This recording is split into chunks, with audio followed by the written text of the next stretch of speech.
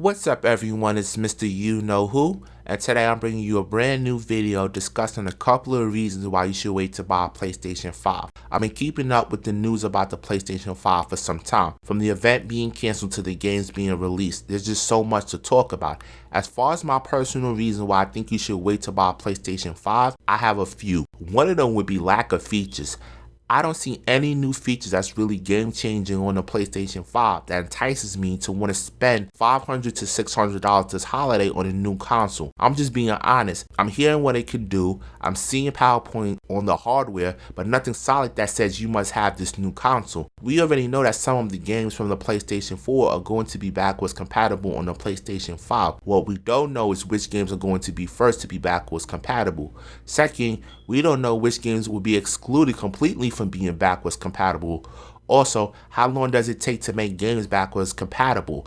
But besides games being backwards compatible on the PlayStation 5, what other new features does the console have, or what previous features from old consoles should be on the PlayStation 5?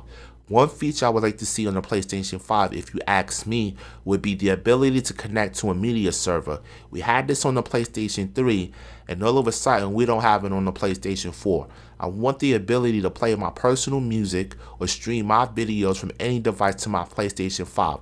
I don't want to have to use Spotify or Plex to listen to music or to watch my own video. I want to just go into settings, enable media server, and play or watch content that I have without the need of using any third-party app or using a USB device. I believe something simple like that would go a long way for people, and that's just my opinion. Let me know what new features or previous features you want to see on the PlayStation 5. But moving on from that, another reason why I think you should wait to buy a PlayStation 5, hardware revisions. Now, we all know that first-gen consoles always have some issue with them. Fan is too loud or it gets really hot, especially if you're playing COD for 8 hours straight in the summer. It's hot in the crib and it's hot outside.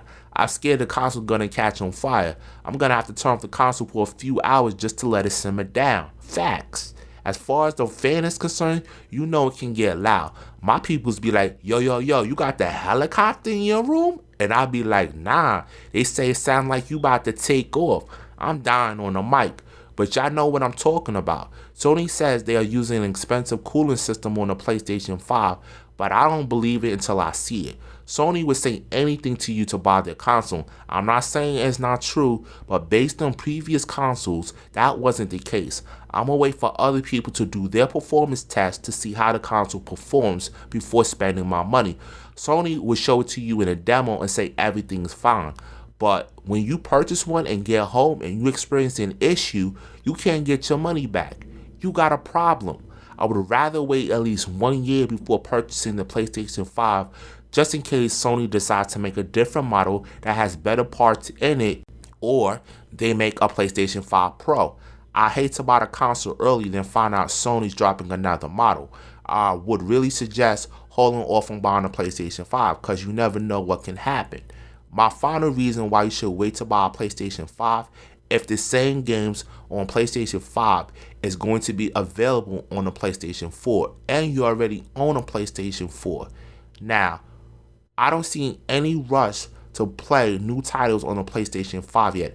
How many titles will only be available on the PlayStation 5 and not available on the PlayStation 4? I don't think at this time any.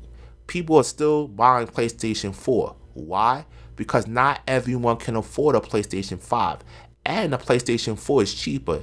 If you think about it during the holidays, yes, people are spending money, but people also want to save money.